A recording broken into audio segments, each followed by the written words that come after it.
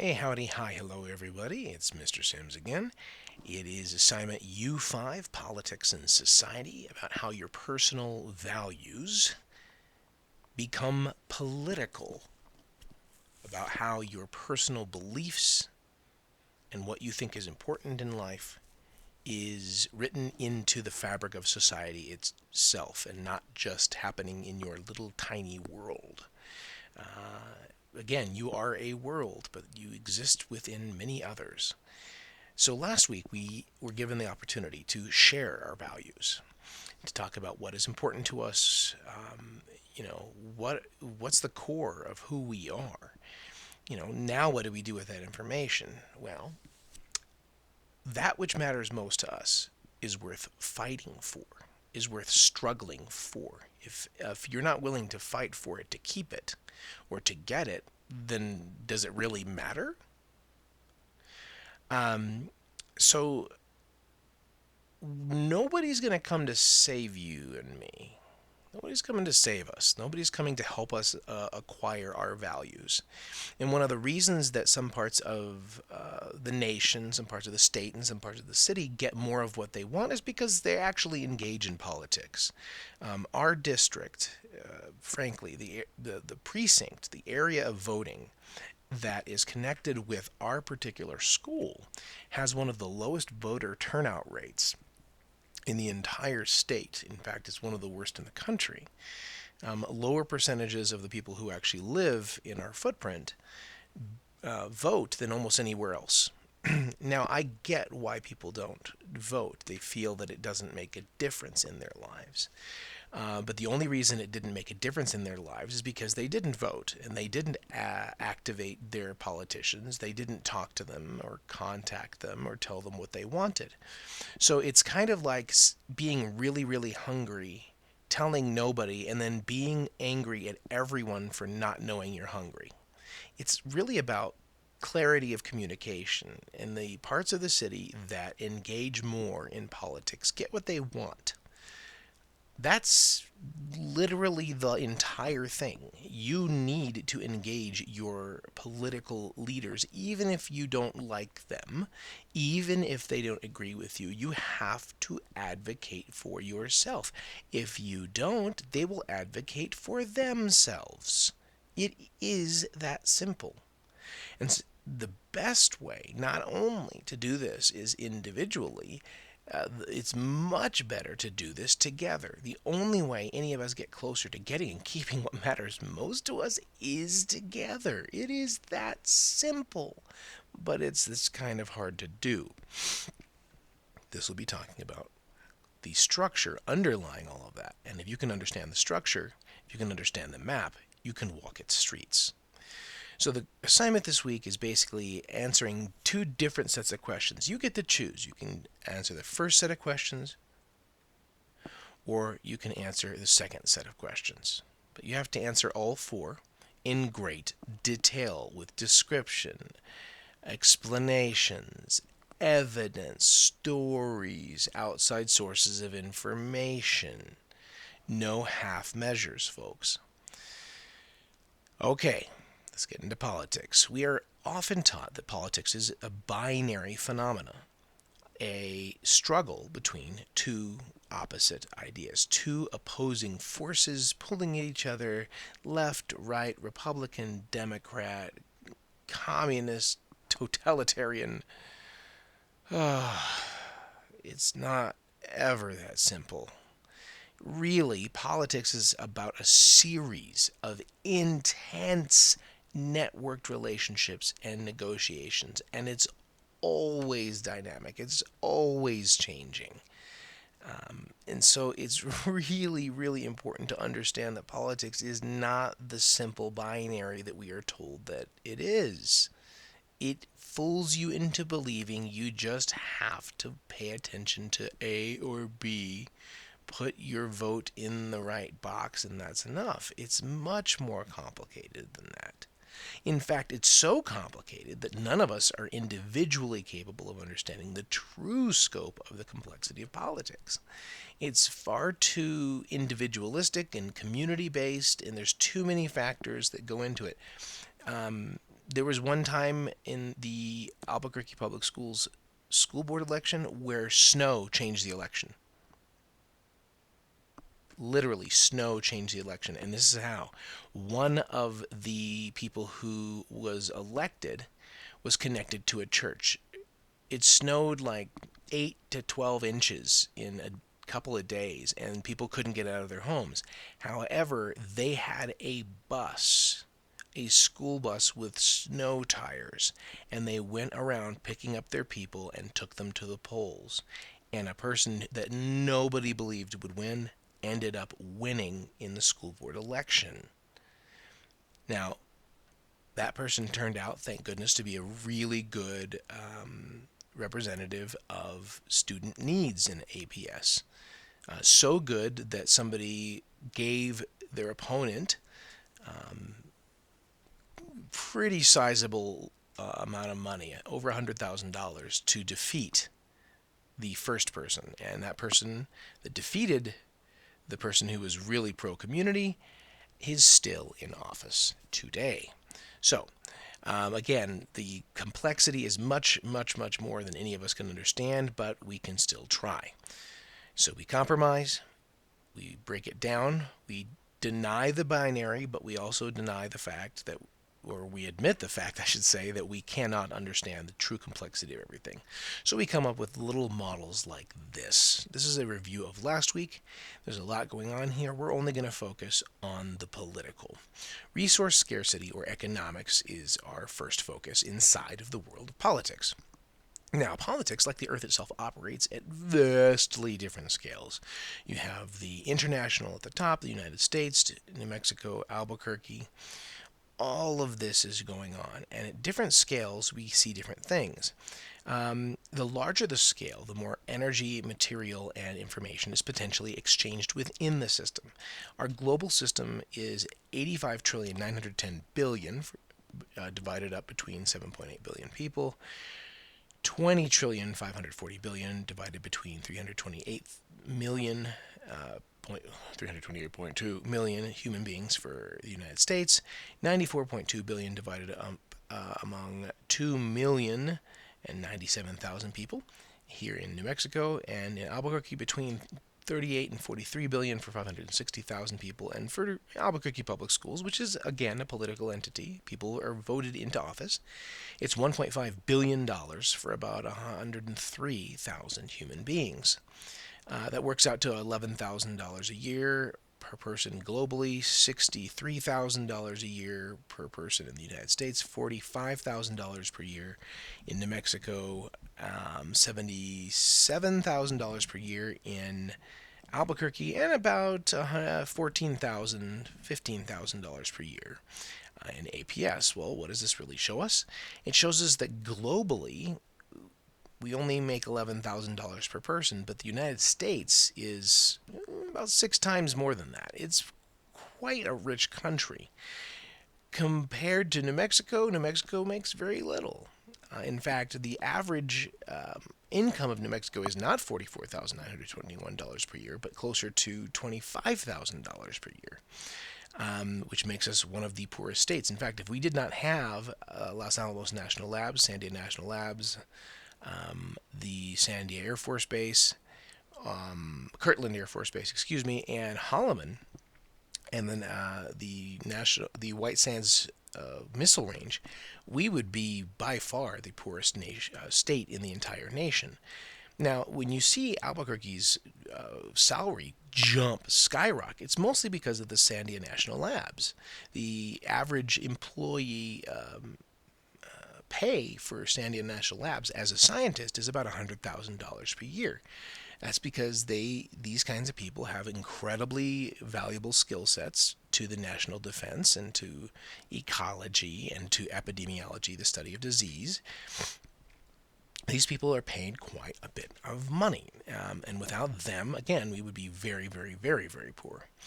It's the human resource of this, the human cost, if you will, is divided up between workers, politicians, and owners. Politicians are supposed to help negotiate between workers and owners. Just a reminder that we talked about economics in U4, but we're really talking about resource scarcity in this particular setting. It's like you have different words for the same basic concept, but when you put a different hat on, you have to use the different words. So again, here we're talking about resource scarcity. Now, why are we talking about resource scarcity? It's pretty simple. Because the earth is the boss. At the end of the day, all of this human money, all of this fighting between workers, politicians, and owners is dominated by the Earth's natural systems.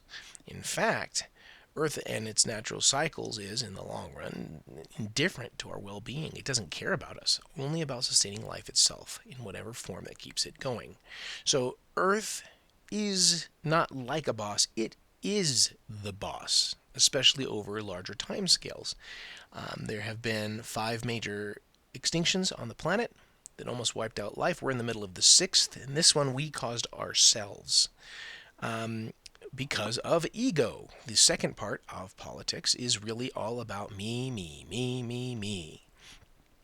Ego is basically a concept that centers around our sense of who we are, our sense of self. It is made up of the masks we wear to dress up our deepest desires and motivations for other people. So I want candy bar. I hit friend in face. Little kids almost don't have any ego at all. They just do what they do, and we have to train them to hide their desires and to wrap them up in please and thank yous. At our core, we're all just hungry, frustrated people. However, how we express it is going to impact how much we get of what we value. So making a choice to make a change requires that we either hit our friends over the head and take the candy bar, or we ask them politely, and once they feel good about helping you, now you'll get more candy in the future, and they will get more candy in the future. You can think of ego as a shield to protect our sense of self, our deepest desires, even when we are terribly wrong about who we think we are. We all know ourselves in a way nobody else does, but it doesn't mean that that is an accurate representation of who we actually are. For instance, for me, I'm very unsure of myself. I'm very unsure of me, and it's one of the reasons I do so much work to research what other people are saying and thinking, and I'm very careful about the sources of information I take in, because I don't trust me. I always want to validate what I'm thinking through the eyes of others. And it doesn't mean I'm right, but it, of course, makes me think that I'm right more. And at least I can point to sources that are supportive in a very systematic way of what conclusions I have reached. I call it the game of you're wrong. Always assume you're wrong and work backwards from there, and you're more likely to be right if you try to pick apart your own arguments as you learn them. Well, this all comes down to the ego, right? Well, it's because that politics is such a dirty, oh God, game, that few people are willing to subject their lives to the attention that politicians are willing to subject their lives to. Everything they have ever said and done will be increasingly judged by the public, especially those who vote, which, again, is too few of us right now. Due to this, politicians usually have huge egos, especially the more power they get. And it's because they believe their choices are always the right ones, even when they're terribly wrong, that we have a lot of political conflict. I'm always willing to trust somebody who is open to the possibility they are wrong than somebody who is sure of themselves. Unless that person who is sure of themselves comes with a bunch of information that I can review myself and judge for my own darn self. So this dirty political game is actually usually played amongst politicians. They take advantage of our predisposition towards people being perfect, our desire for binaries, our desire for simplicity. Many politicians will attack each other with, political memes like you see here, political cartoons seen here, in an attempt to discredit and mock their opponents. The idea is to do two things. One, to get your people to go out and vote, and two, to dissuade, to stop, to slow down the number of people voting for the other person, to make them feel desperate enough to where, well, voting's not going to matter. Well, again, in the district where we live, where our school comes out of, it's been effective. And as a result, our neighborhood has very little political power. And that can change if you choose to.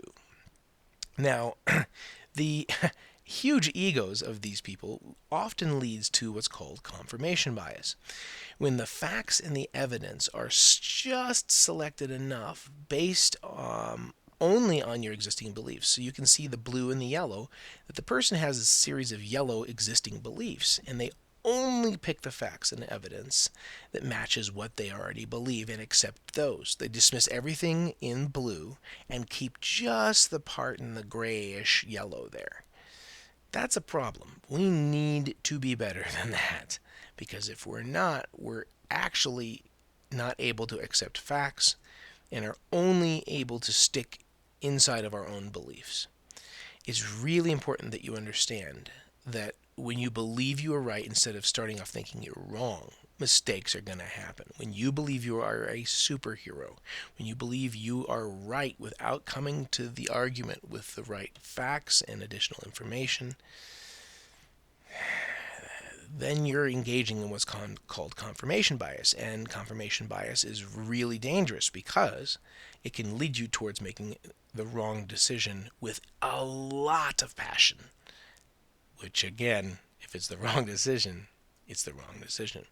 The third part of politics is basically our social instinct. It can be good, wonderful, hey, we're all in this together as the minions, or you can see another darker, scarier version of it behind in the shadows.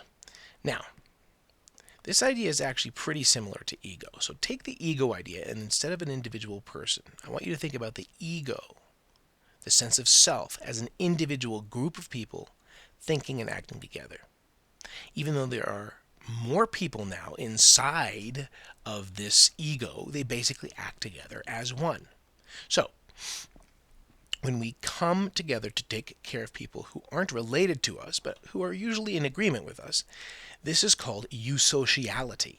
Now, ants and bees are other species who do the same. Basically, we raise our children and we help each other out, even when we're not exactly related. Now, ants are actually quite related. They're all sisters, all the ones that we see. Same with bees. They're all very much the same genetic lineage, but we are supporting those who are most like us. That's eusociality. Kind of like the Zords in Power Rangers. When you combine a bunch of different machines, you get a bigger machine. Again, ego, when you add a lot of people together, comes and it forms our social instinct. Now, we all know that disagreeing with family, friends, and our neighbors is a little scary. When compared to disagreeing with some guy on the internet or TV, it's downright terrifying. This phenomenon has a name called homophily. And this is what happens when we assume people think that we do, and we are surprised, and even sometimes, or maybe often, really angry when they do not agree with us. Why is this happening? Well, disagreement tells the inner workings of our brains, the amygdala, the fear center, that the disagreeing person isn't part of our in-group and therefore is a threat to our safety. So when we disagree with somebody who believes differently than us, it is an example of homophily. What we want to shoot for, instead of a homophilic network, as you see at the top, in other words, me likes you because you just like me, we want to go for a heterophilic network when we have a diversity of opinions around us in our lives. Basically, you bad because you don't think like me, but that's okay because I'm learning about who I am by making sure I have a diverse set of friends, a diverse set of sources. Or you can engage again in social confirmation bias, homophily, and you can have a homophilic network, and all of you can be right or wrong together. The more information you're pulling in from the more diverse sources, the more chances you have to weigh all of the options available to you. So it's like this: I'm only going to shop at Walmart. Well, if Walmart's out of TP, it's out of toilet paper, you are literally crap out of luck. You're not going to go to any other place other than Walmart. I guess you're going to have to use last year's Christmas wrapping paper to take care of your business. So it's really important that we're as heterotrophic, we are as heterophilic, we are as multitudes, we are as diverse with the information we can get as possible. And if you do that in politics and then come to your conclusions on your own, not necessarily with other people, then you're more likely to make the right choice for you and yours. Basically, homophily is this: where you believe that your blessed homeland, your glorious leader, your great religion, your noble populace, your heroic adventurers are better than their barbarous twaists, their wicked despot, their primitive superstition, their backward savages, and their brutish invaders. This us versus them mentality is when we are at our worst in humanity. And I'm seeing it left and right. I'm seeing it North New Mexico to South New Mexico, Republican versus Democrat, conservative versus liberal. And at the end, we are going to, if we are going to have a fight, we're going to, at the very end of a fight, at the very end of any kind of conflict, at the very end of any kind of battle or war or disagreement, you're going to have to sit down together and talk.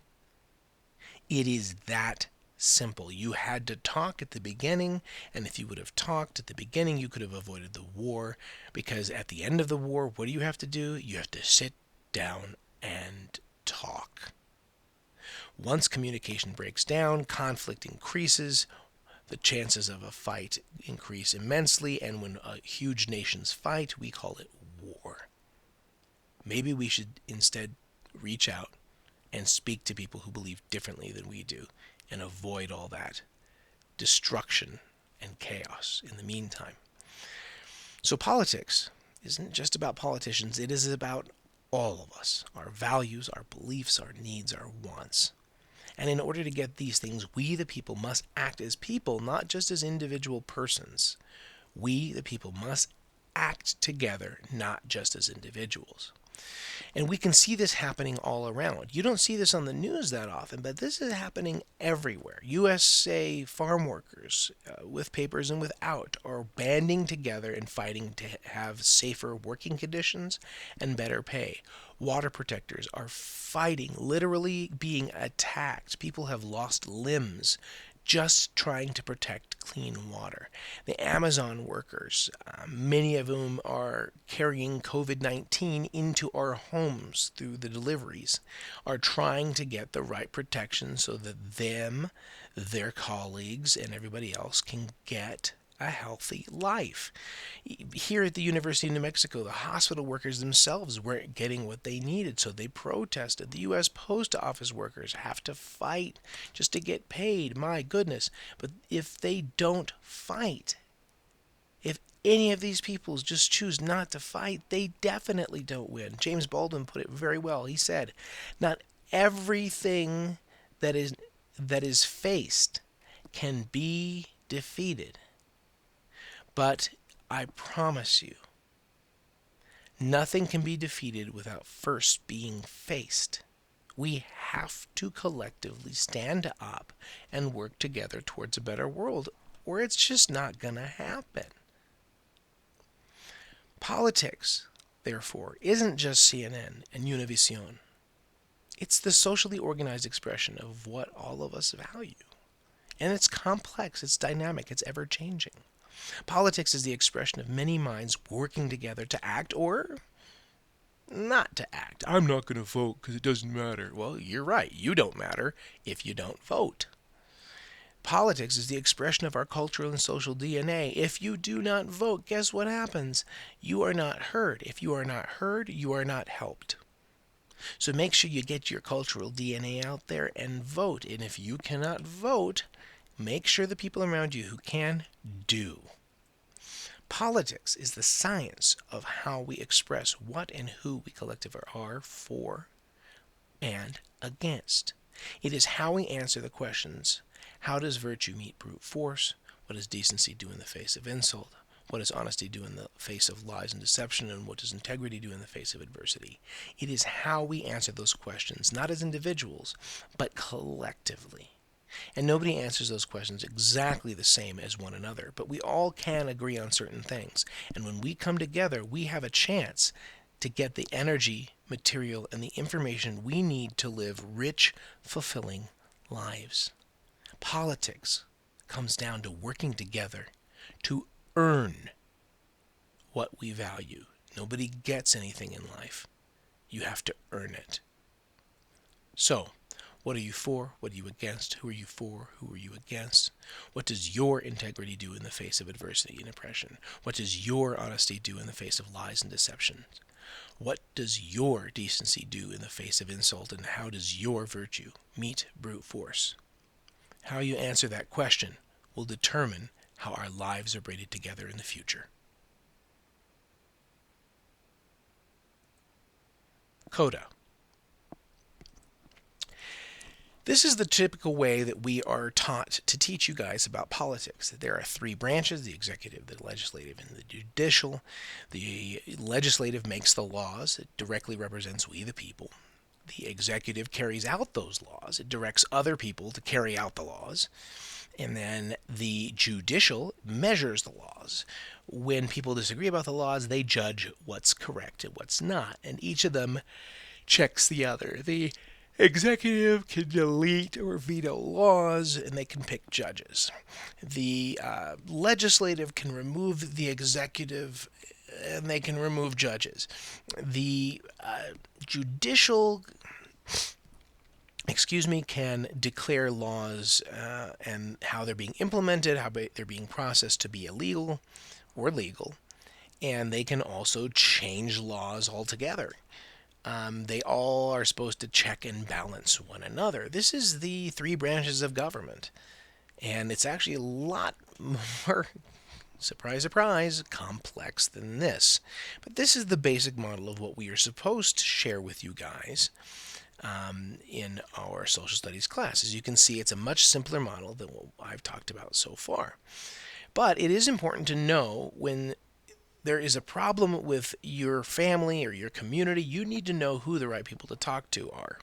So basically, almost all governments are divided into three sections. Basically, you have the lawmakers, the people who are charged with getting it done, and the people who are charged with judging when people disagree. So at the United Nations, in that order, it's the United Nations Assembly, the Secretary General, and the World Court. There are situations, I can imagine, here in the United States where we might want to involve these entities, but it's rare. The United States, it's Congress, the President, and the U.S. Supreme Court. In New Mexico, it's the New Mexico Legislature, the Governor, or the New Mexico Supreme Court. Again, most of these folks we're not going to engage that much. Where you can really get the most done is at APS in Albuquerque and in Bernalillo County. Those are the people who you actually shop at the same stores with. So in APS, the people that make all the rules and regulations are called the school board. The person in charge is called the superintendent, and then the people making judges are judging how things should go. And they're basically the lawyers for the district are called general counsel. In Albuquerque, if you need something done, if something is not right in your neighborhood, you need to talk to your city councilor. You need to talk to your mayor. You might have to go into Metro Court to file certain pieces of information. These are the legislative, executive, and judicial part of Albuquerque. In Bernalillo County, we have the county commissioners, the administrative council, which is kind of like a bunch of different executives doing different things. And then you have probate court. But these are the people that you actually have the best chance at influencing. These are the people who have the most direct impact upon our community. If there's something wrong, these are the people you need to talk to.